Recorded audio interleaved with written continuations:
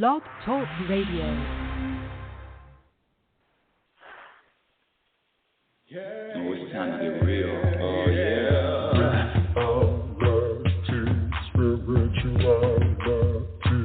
It's the new experience. Spirituality. Yeah, keep your ears open for this one now. Spirituality. You got a question for RLN? Spirituality. Yeah, it's time to get some answers, baby. Spirituality. Oh, now we getting real. Getting real. Spirituality. Yeah, it's time to get down.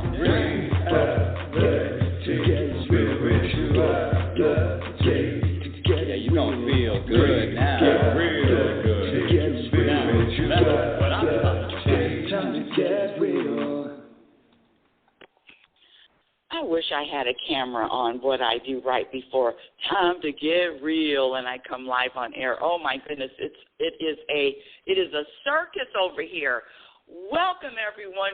Welcome to Reality Spirituality. I'm your host, Rebecca L. Norrington, Global Happiness Specialist and Inner Peace Practitioner. Thank you for listening. Thank you for sharing the show. Woo, we have a great show today. Listen, one of the things that, well, let me just start with a proper introduction.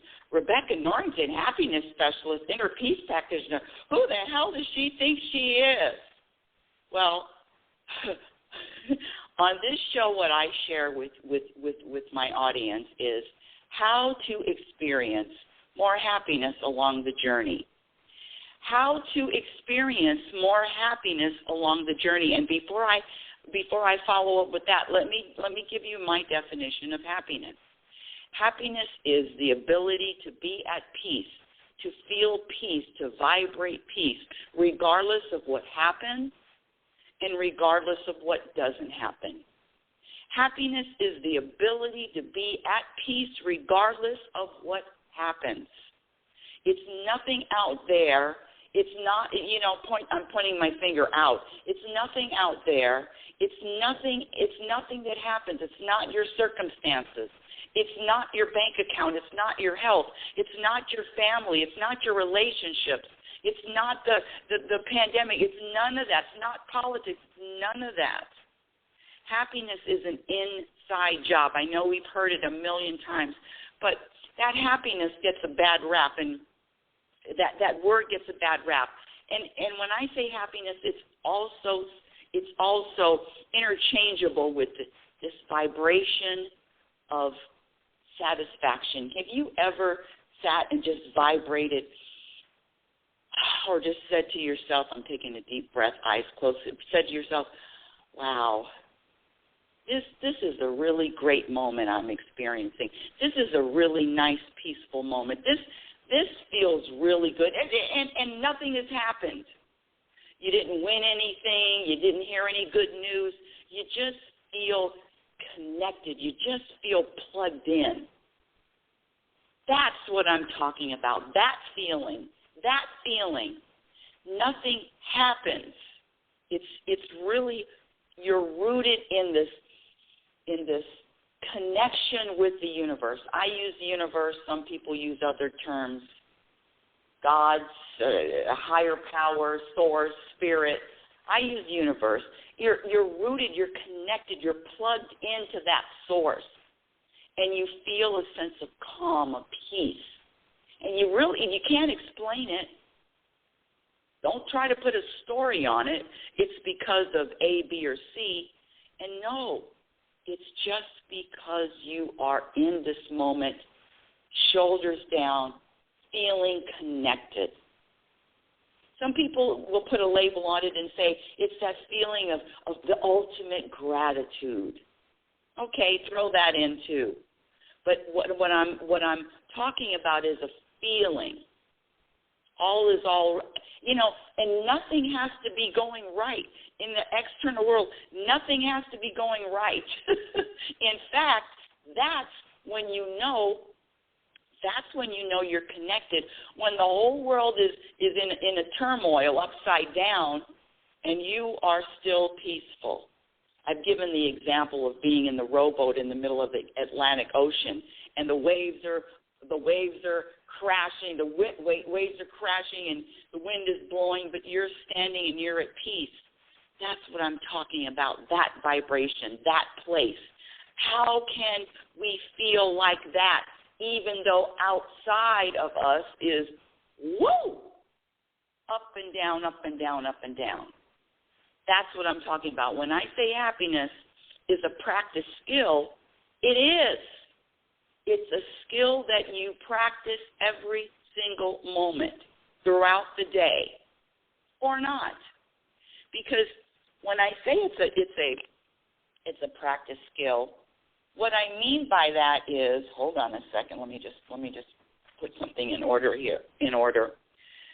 When you commit, when I'm telling you, because I practice all the time, trust me, every single moment I'm practicing. Everything that comes out of my mouth, especially when I'm around other people, is all conscious words. Now let me back up a little bit.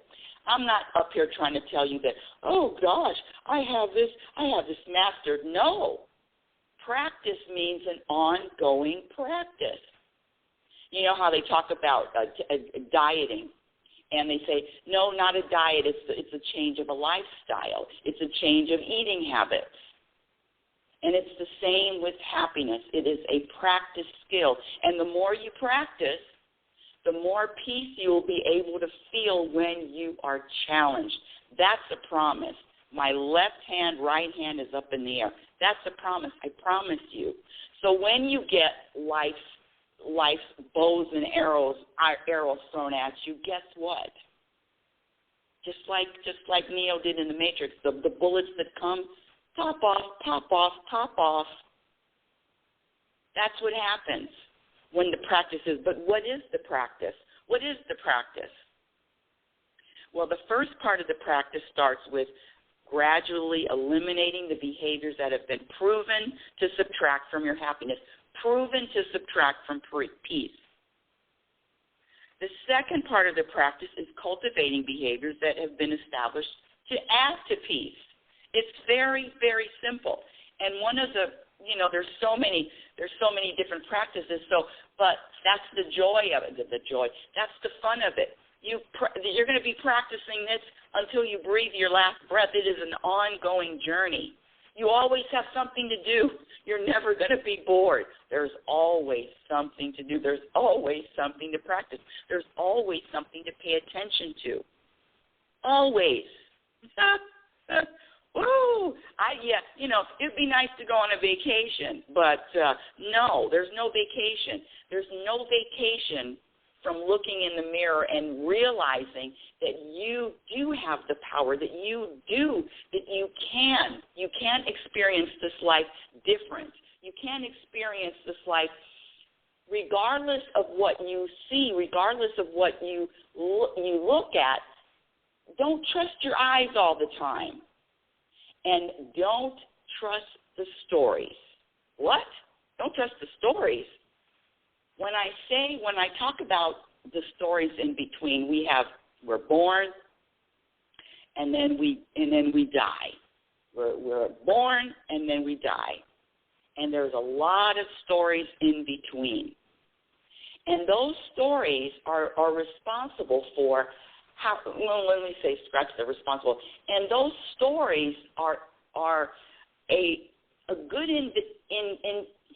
indication of how you view and respond to the world.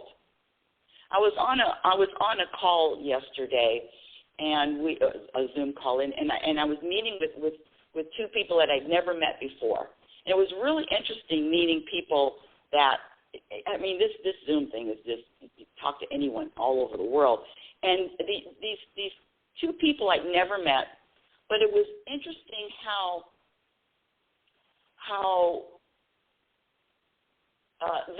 their stories were interesting to me. One of the ladies used this word, and you know if you've listened to the show, you know when I say words are not powerful, I get a lot of pushback on that. But when I say words are not powerful, we were not innately born with believing that words had power. We were programmed to believe certain words have power. Of course, certain words can offend us, certain words hurt our feelings. We were programmed to believe that, but innately words don't have power. We were taught. But anyway, I'm going off to another topic. One of the words this woman used, which was really interesting to me, we're talking about death, and she used, yes, we've all, this is what she was saying. She said, we all have experienced loss. We all have experienced heartache. Okay. And I after I listened to that, after I listened, I was very nice and polite. I said, I don't use that word loss, because with that word loss comes a vibration. It's very interesting to pay attention to the words, to the intention that you use. When I say self-awareness and be conscious of what you're saying, that word loss just doesn't resonate with me. And the reason why, is the story. But the story is, it feels like that I'm losing something, I'm missing out on something. When in reality, if I'm talking about death, there was not a chance. I had moments, tons and tons of moments with whoever, and I call friend or family, with whoever died. I had countless amount of moments and memories with them. And so my focus is not to focus on a loss, it's to focus on, wow, look at all that I've experienced with this person. I mean, that is a different way, a different perspective, a different way to look at death. Death is going to happen to all of us. We all know the people that we love are going to die. I'm going to die. But it's just a switch in perspective. And the stories that are told around death, I mean, I don't know about any stories out there that make you feel good or feel-good stories about someone dying. And why not? Why not, if the focus is on their life and how they enhance or added to yours, or even if it wasn't a good relationship, what did you learn about self? What did you learn from that relationship? All the relationships that you have, that I have, there is opportunities for growth. So how did I grow from knowing someone that I not necessarily wasn't compatible energy?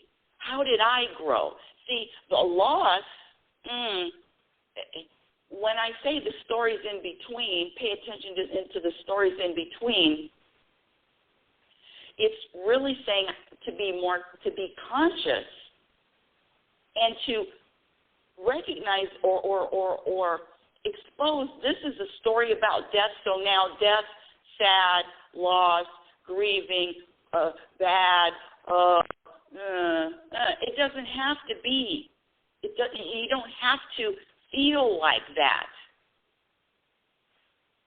You can change the story. When you change your perspective, you can change your story. And before I go on, I've got an email about, Rebecca, who do you read? Who do you listen to? And so let me just say this. I was listening to Guy Finley yesterday. Guy Finley, Finley. He's in Oregon, and he has a talk on Saturdays, and I just happened to listen to it yesterday. It was I wrote down some notes. So Guy Finley is one person that I really, really like to listen to. Let's see, hold on a second. Where are my notes? Because it was, and it's only a half hour. He's on, what's it called? It's called Insight Timer. Insight Timer. It's a free site where it has meditations, and every Saturday at 9 Pacific Standard Time, Guy Finley does a talk, and it's really good. Where are my notes? God nabbit. Let me look. Hold on a second, my dear audience. Hold on. When I say reality spirituality, it is reality. Uh-oh, where is it? Where is it? because I wrote my notes. Hold on a second. Just give me a second here. Okay, come on. And he made a point. Let's see, hold on. Oh, here it is. Yay! I found it. Okay, here we go. He was talking about, he was actually talking about stories. And one of the things that he said, which is a rhyme, and which I love, it says, the feel is real. So whatever you're going through and you feel, I don't know, anxious, sad, angry, whatever, and let me even throw in happy and joyful. Let me even throw in, I use the word joyful. Let me even throw in energized. All of those labels. He said the feel is real, but the why is a lie. Oh, I love that. The feel is real, but the why is a lie, and the why is the story. It is an epidemic of telling stories and attaching a story to an emotion or attaching a story to how you're feeling. So the stories are suspect, is what I'm saying. And and I've talked about the stories before. I've talked about telling the same old stories over and over again, and especially a feel-bad story. Why would you tell a feel-bad story when you can switch your perspective, change that feel-bad story into what did you learn and how can you grow from it story? Why is the attachment to a feel-bad story? It's just a habit. That's how I look at it. One of the things that he said, and I'm going back to Guy Finley, and I love his, and he does little videos, maybe 2 or 3 minutes. He says, events in themselves do not create our negativity. It's not about our negativity. Input any word you want to use, negativity, sadness, anger.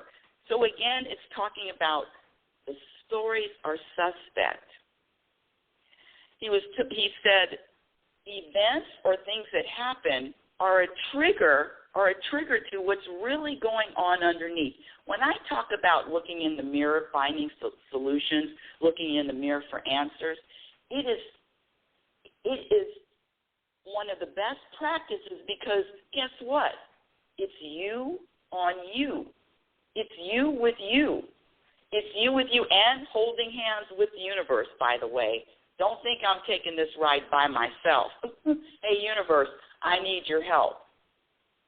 And one of the things that I started doing lately or recently is when the challenges happen, and they happen to me too, is to, even though that sure would have been nice if that didn't happen. It sure would have been nice to start saying thank you. I'm just practicing this new thing, thank you. And I don't say it, hey, thank you. No, thank you, thank you. And it's really a shift. It's a shift of your energy. It's a shift of how you usually or habitually take on challenges. Events do not cause negativity. And while I'm on that point, let me just share something else that I listened to. In fact, I'm gonna have to. This is my favorite person. Well, one of my favorite persons to listen to on YouTube is David Hawkins. David Hawkins, and if you haven't looked at any of his, let's see, David Hawkins. If you haven't looked at any of his videos on YouTube, they are gold. One of the things that I'm listening to now is, let's see, hold on, David Hawkins, Hawkins, Transcending the Experience. Or he talks about the egos. He talks about, this is a good one, how to instantly tell the truth from falsehood about anything. David Hawkins. And the quest for spiritual truth. So thank you for asking those questions. And the other one, Ernest Holmes, that's another one, an author that I like. So thank you for asking me that because I have gotten that question before, but I don't think I've ever answered consistently who I like to listen to. Okay, back to the topic. one of the things, now speaking about David Hawkins, I was listening to him a couple of days ago, and one of the things that he says is that our mind is 98% silence. But our ego doesn't want the silence. The ego doesn't want silence. The ego needs to be heard. And you know that voice. You know that critical voice. That voice is telling you something is wrong with this moment. Something needs to be changed. That voice that says, warning, warning, warning, Will Robinson, warning. That voice, well, that voice that will tell a story after a story that will jump from something from 5 years ago to 1 year ago, to jump from the past to the future. You know that voice, that critical voice, that voice that says something is wrong with this moment. One of the things that I took a note with David Hawkins, he says he was talking about the Buddha and how the Buddha said right between the thoughts. Well, David Hawkins says, before the thought comes, before the thought, and this is really a practice to surrender to all moments, in meaning the uncomfortableness, being uncomfortable, feeling uncomfortable, surrender to that too. Surrender, in other words, surrender without resistance, all moments. Experience without resistance, all moments without judgment. Oh, this is bad. Oh, this isn't working. Oh, this is frustrating. Oh, this is annoying. All of those things. The resistance to what is happening in the moment is the cause of suffering. The believing the stories, the believing this is why I'm feeling like this, is not only fueling and giving more life to and giving more focus to and giving more energy to the ego. When you look at it and say, and you resist and, I want to change this. Listen, depressed, let me just speak for myself. It's called conscious depression. Oh, I love it. Oh, I'm feeling depressed today. Consciously depression. It's constantly depressed. Light. Keep it light. It's not serious. Be patient. It will pass. The story is, can't get, don't want to experience it. This is because of A, B, or C, and I'm here to tell you, it's not the story. It's not the story. It's a season. We're all, I like to compare what we go through with nature and looking at nature. Seasons are very distinct. Animals, I'm in the middle of the forest. Animals are like clockwork. Every time, it's amazing here. I've been here in the forest for 4 years. There's a time for the frogs to come out. There's a time for the banana slugs. There's a time for the robins. There's a time for the deer. There's a time for the turkey. Everything is on a time clock, and that is including your emotions. That is including how you're feeling in any moment. You don't have control over you're not controlling your heart beating. You're not controlling your blood circulating. And this lie that was taught, I'm going to say it's a lie, this programming that was taught to us, that the reason why I'm feeling like this is because of this event. True. I know I'm going to get a lot of emails. I know I'm going to get a lot of pushback. I know we were all taught that I'm feeling this way because he didn't call. I'm feeling lonely. I'm feeling left out. I'm feeling used. I'm feeling whatever. Fill in the blank. Because of. When you use that word because, that is the beginning of a story. Because. Why? My dear audience, I challenge you to consciously practice Just for half a day, or maybe an hour. Scratch that. Half a day's too long. Just for an hour. Practice letting go, telling a story. And I mean telling a story to anyone.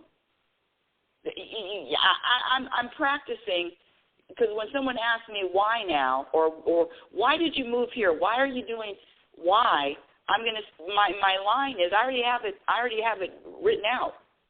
I wish I had a story for you.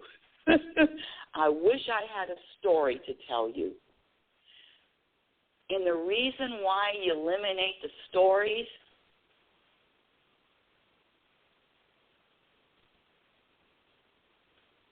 because the stories can be looked at with a lot of different perspectives. The ego only wants to give you one perspective, one way of looking at any situation. And I challenge you to, let me just give you an example. So a couple gets divorced. A married couple gets divorced. Now, some people will say, oh, gee, that's sad, married couple gets divorced. But what if they were fighting every single day? It's a great thing that they're divorced. See, there's so many different ways to look at any situation that how can you say, let's see, hold on, I lost my train of thought. How can you just stick with one way? How can you just stick with one way, especially if that's not it's not a vibrational good feeling? Vibrationally, it doesn't feel good. This addiction, let me go back to addictions, which I didn't even talk about yet, but this addiction to telling a story, this addiction to tackling and attaching a story to an emotion, you can let go of that. And when you do let go of that, I promise you're going to feel more peace, more happiness. There's going to be a different vibration.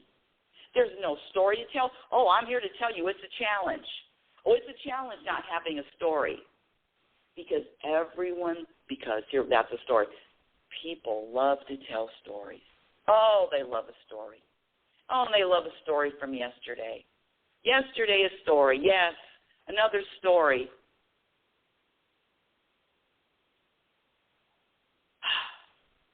The stories in between, why is it useful?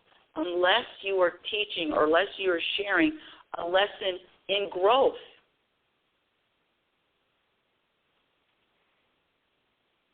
One of the things that David Hawkins said is that the mind is 98% silent. But see, that ego has to throw in a story, a thought. And all I'm saying is and I'm asking you, how to eliminate suffering? Eliminate the program stories. And let me just jump back to Guy Finley, what I was listening to yesterday. And then he says, events do not cause negativity. And I even text in how you have a chat when somebody's speaking live. I sent a question and I said, well, how do you, because this subconscious, unconscious, how do you ride through it? How do you flow through the feel bad stories, in the middle of the storm? And his answer was, all suffering requires patience. Patience. Now, I don't know about you, but I wasn't taught to have patience. I was taught to, when is it going to happen? Why isn't it happening? Let's go. Yesterday, this should have been happening yesterday. And to find another reason why, and to find more problems. In other words, fueling the story of impatience. And when I am impatient, guess what? I'm resisting the moment. I'm resisting the moment that is showing me that what I want to show up isn't happening, isn't there yet. Oh, that was pretty deep. Let me say that again if I can remember what I just said. The impatience is the impatience really has to do with the future not being sat in. Now I'm in the future. The impatience is this isn't happening when I want it to happen. And it's not happening and I don't like it and I want something different to happen. Do you know how difficult it is to have patience? I'm speaking for myself. Patience for something that, quote, let me use a word that I don't use, that should have happened a year and a half ago. That's not easy. That's not easy to have patience for something that should have happened a year and a half ago. Oh, I've got plenty of examples, plenty of evidence.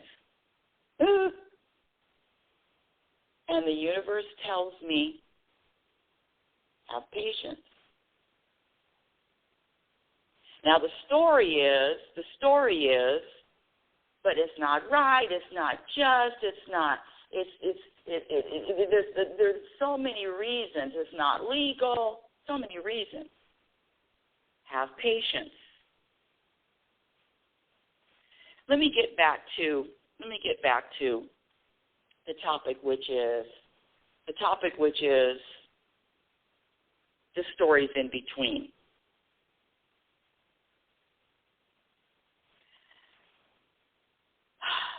One of the things I want to share is when you are when you are self-aware and you are consciously monitoring and practicing living, being in the moment, and appreciating living, being in the moment, just appreciating living, just existence alone, and feeling that vibration of satisfaction, that, that vibration of shoulders down, balanced, that feeling. There's not even a story about that. I'm feeling balanced, I'm feeling calm, I'm feeling relaxed because of, no. Whatever you're feeling, however you're feeling, the practice is not to judge it. The practice is to experience it. The practice is to have patience with the process, to have patience with, okay, this is happening now, it's happening now. I know it's happening now, How long it's going to happen, who knows, but it's happening now. The practice is acceptance. The practice is acceptance of the moment and acceptance of self and acceptance of whatever you're going through, and then the trust that whatever you are experiencing is an underlining gift, an ignition to your growth. And why do we want to grow? Why do we want to expand? Because the more you grow, the more peace you will feel.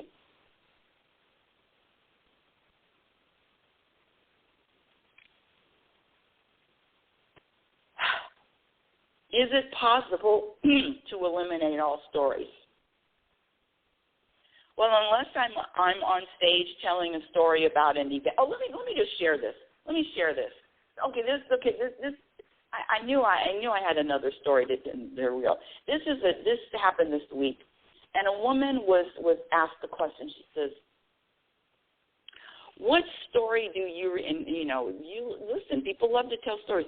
What story do you remember that had a big impact on your life? Okay, that was the question. What story would you like to share that had an impact, meaning maybe it could have been traumatic, maybe it was on the other scale, but it definitely had an impact on your life? And I've had stories like that, of course, that I've kept and I've told over and over. And let me share the story that I typed out. Yes, and I'm sharing a story. So let me say it.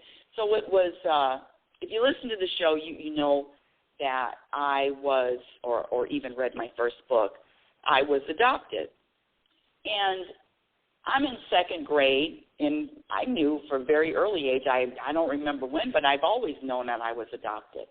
And I remember going to school, and I was in second grade, and I remember telling my teacher, "Hey, Mrs. Jones, I'm adopted." I don't know if that was my voice then, but that's the voice I'm using now. "Hey, Mrs. Jones, I was adopted." And I was very proud of it, very proud of the fact. I mean, I had no reason to not be proud of it. I thought it was, I got extra credit. And I come home and I tell my mother, this is one of my stories.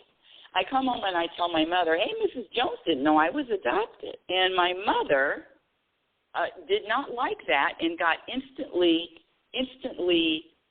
angry at me. And she says, "That's nothing that you share. That's nothing that you tell anyone.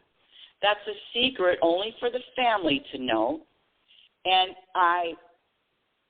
the story that I tell, here we go, the story that I tell and the story that I typed out a couple of days ago was that was the beginning of me feeling shame.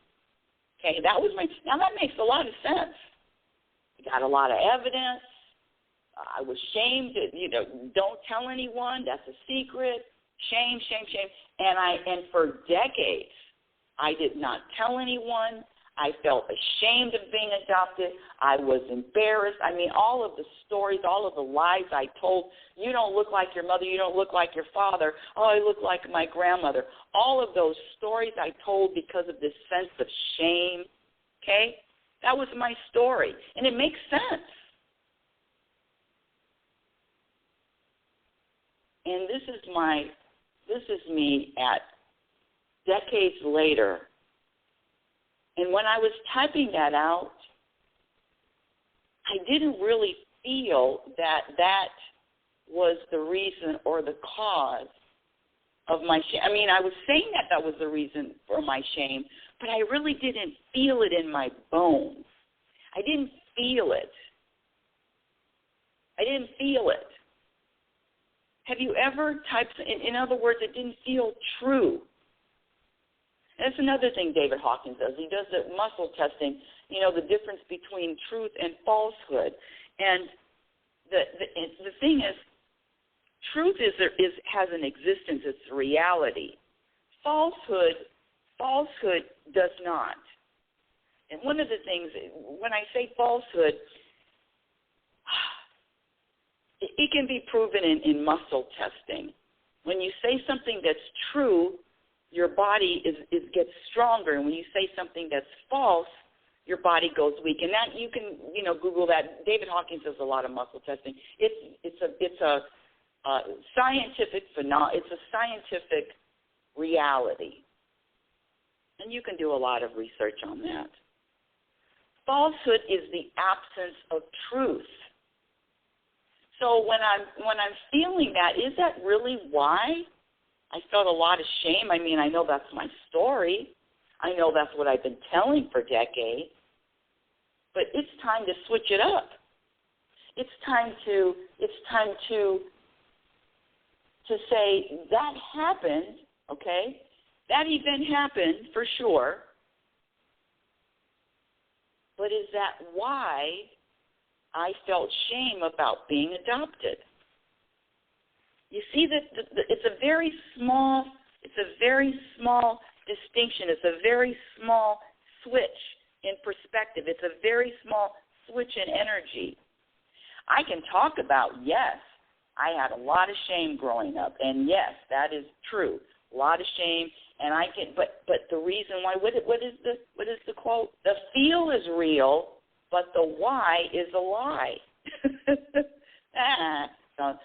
That's a great line. I love that. Events themselves do not cause the emotion or the negativity. So that event in itself, I mean, I know I told that story, countless times, and I believed it. until last week when I typed it out and it just felt weak. I had shame. I had things, a lot of secrets, hiding, all of that, piled on with everything else. But it wasn't because of that. You see the difference? There's a very, very slight difference. And it is an energy shift. It is a perspective shift. When you let go of the stories and they are the reason, they are the cause as to why you fill in the blank. I'm saying that I'm exposing the stories as being not useful, not serving in any, not useful, not serving in any way. Definitely don't serve growth. The regurgitation of the same thing. Now that's what I mean. It even feels. It feels robotic. It feels like a program. So I, for one, and of course you can do whatever you like, I, for one, am letting go of the stories. You will not get a story out of me. Let me tell you something. I don't know what's going to happen as far as where I'm going to be living in the next few months. I have no idea. I'm going through something here. And I cannot wait to get the story, because I get a story, why are you here? Why did you move here? And then why did you move and why are you going here? I get the stories. I cannot wait to share. I wish I had a story for you, but I don't. That's a revelation of letting go of stories. And why? Because, number one, they're suspect. Number two, they're just one perspective. Number three, it doesn't explain why. Why is because that's what's on my journey. Why did it happen? Because it's part of my journey. That's why it happened. Period. It's part of my journey. There's a big, big difference. Let me just look at my notes and make sure. Let me just say this. You know, there was a time when the story was in the world that the world was flat. The world is flat. People believed that the world was flat. We are on a new. We're in a place in time where there are new paradigms, new perspectives, new things coming up all the time. And that's all I'm saying is to question, and feel, really go deep and feel. Is this story serving you? Is this story causing suffering? Is the story even real? Can you tell the story a different way? I know I've talked about stories, but it's really, really stuck with me in my own journey. Well, that's the end of today's show. Thank you for listening, Reality Spirituality Radio. Oh, and next week I may not do a show, but I don't know. Thank you for listening. Reality Spirituality Radio is heard every Sunday at 9 a.m. Pacific Standard Time. My website is RebeccaNorrington.com. Follow me on Twitter, LinkedIn, Instagram handle is Reality Spirituality. I have a couple of videos on YouTube. I know. My first book, Reality Spirituality, The Truth About Happiness, can be purchased on Amazon. And my second book, Program for Unhappiness, is going to be out sometime. I'm revamping it, making it simpler, making it easy. You know, that's another thing. No attachments to outcomes. Letting go of all attachments to outcomes, everyone. You're going to be happier. You're going to feel more peaceful. So until next week, and I'll probably do a show. I love doing these shows. I want to remind you who you are. You're a physical extension of the universe. You're always evolving. You're always changing. You're always growing. Be patient. Love is patient, and love is kind. Be patient and be kind to yourself. Be your own best friend. Remember, you cannot have a happy ending to an unhappy journey. It is about the journey. You've been listening to Reality Spirituality Radio with yours truly, happiness specialist and inner peace practitioner, Rebecca L. Norrington. Happiness is a practice skill, and your experience in every moment will reflect on what you practice. Have a conscious week. Yeah, oh, it's time to get real. Oh, yeah.